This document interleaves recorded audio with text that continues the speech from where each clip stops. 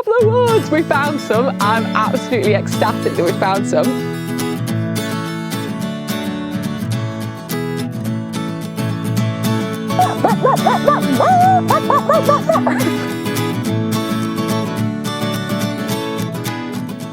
We are out here next to this beautiful oak tree, and we have found a huge amount of chicken of the woods. Now, if you've never come across it before, it is a bracket fungus, a polypore, which doesn't really mean anything that you need to know other than it's the way that it grows on the tree, which is lots of shelves. It grows in huge clumps. They are usually quite, when they're young, they're quite yellow, and then they get darker as they get a bit older. They also get woodier as they get older. So you're looking for something that has a sort of big fan tail, really sort of lovely yellowy orangey color. And for the ones that you want to pick, you want them to be quite soft, not too hard and not too orange. One of the ways that you can identify it is that it doesn't have any gills like a lot of different mushrooms. It has these little pores on the back, hence a polypore. And so it is really easy to identify. Now, the kind of tree that it grows on does make an impact on how edible it is. There is evidence that mushrooms will absorb the sort of elements, the toxins and things within a tree. So you want to be looking for a chicken of the woods that is growing on a hardwood tree as opposed to a conifer, especially a yew, because yews are poisonous. Now, there's lots of people who've eaten it for years, growing on yew trees. I've eaten it growing on yew trees and have had no problems, but just remember that the bark and the needles from yews are poisonous, so you want to be sure that you clean off any of that if you are harvesting from a yew tree. Now, one of the things about chicken of the woods is that it's generally edible, most people. However, it needs to be really well cooked. I actually find that I can get quite an upset stomach from it if it's not absolutely cooked all the way through. But fortunately, we have Chef Lucy, who's going to show us how to cook it properly. We're cutting mushrooms. We're cutting mushrooms. It's in the basket.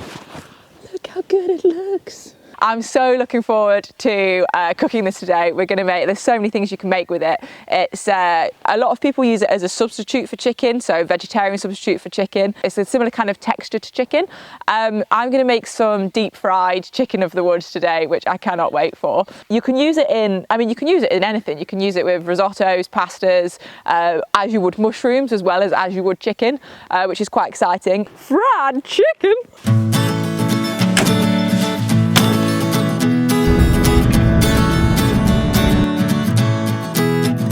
Here she is, beautiful chicken of the woods. What we're going to do is, this bit that came off near the trunk of the tree is quite woody, it's quite hard. So we're going to get rid of most of that bit. And then on this side, we're gonna essentially separate all of these beautiful shelves. And then I'm gonna just go straight down that bit and take off. You can kind of almost see it's quite solid in there. And then we can start taking off these beautiful, little sluggy, put him over there. You can see these beautiful kind of fans. So all of these, obviously minus Mr. Slug, all of these beautiful woody pieces, you can actually make a stock with these. So instead of using a chicken stock, similar again in kind of flavour, you can reduce them down, put them with a bunch of root veg and make a beautiful stock with them, so minimal waste as possible. So we're just going to give them a little bit of a rinse. You don't want to soak them completely, but just to kind of get the crap off them really. So sometimes you get quite mottled bits like that. I'm just going to kind of scrape that off. I'm just leaving them to dry a little bit on a towel behind me. Good boy. Rolling, we're rolling. Say something. Hi, we're rolling. Rolling. Excuse me. We are ready for our fried chicken of the woods. So we've got our chicken of the woods.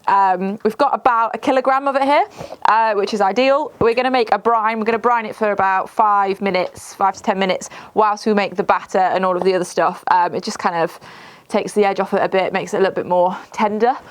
So for our brine, we've got 1 litre of water and about 40 grams of salt. I'm just going to mix that all together so the salt dissolves like that, and then I'm literally just gonna pop all of the chicken of the woods in here, making sure it is all covered.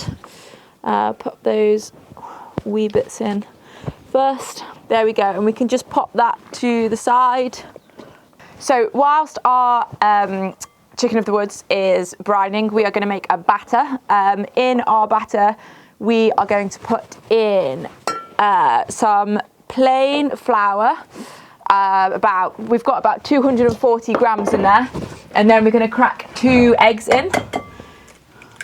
1, 2,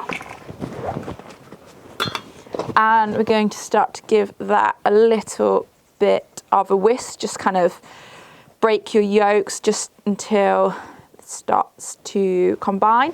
We're also going to add in some ale. I'm using Bird of the Bees. It's locally brewed ale. We want about 220, probably about 2/3 of this can. Start with a wee bit. There's a bit left in there for me for later, and we're just going to keep whisking until we've got a relatively smooth batter. Depending on what flour you're using and what beer you're using, will decide the consistency. Will depend on the consistency. Once it's all combined, I'm going to add a little bit of our barbecue rodeo rub. I'm probably going to go for about a tablespoon, maybe a bit more than a tablespoon, or a soup spoon, as I've got. So I'm just going to mix that in.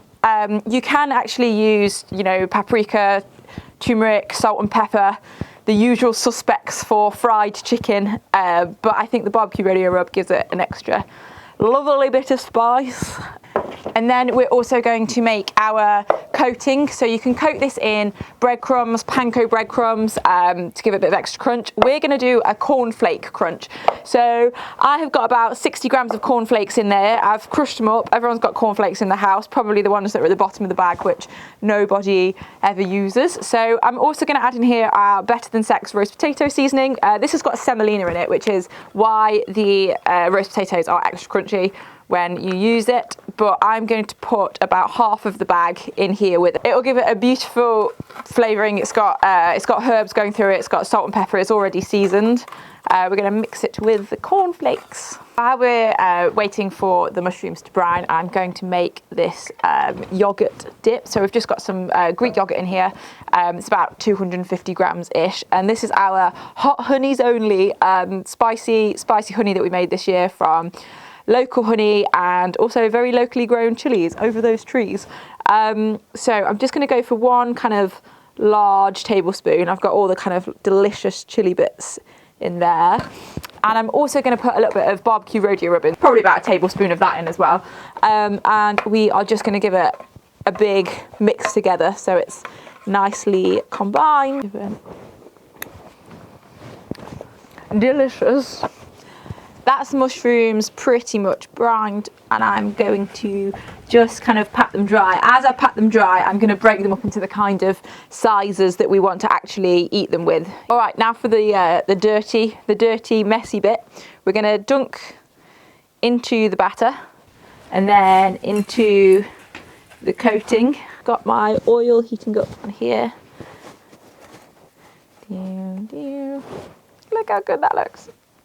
I've already failed on the keep one hand for wet, one hand for dry, but there we go. Now we put these crispy little babies into some hot oil. There's probably about a centimetre of oil in here. You don't want to overcrowd the pan too much, so just do them in small batches. You can do these in the oven as well as doing them in the pan. You obviously don't get like as much of a crispy coating. They want about 2 or 3 minutes, mind the sheep, naughty Greg Brown. They want about 2 or 3 minutes on each side. I never know how it's going to turn out. Cornflaky chicken of the woods. Look how good they look. So excited by these. I'm just going to put a little sprinkle of sea salt, quite a big sprinkle of sea salt actually, and just give them a little bit of a toss. Then they're ready to eat.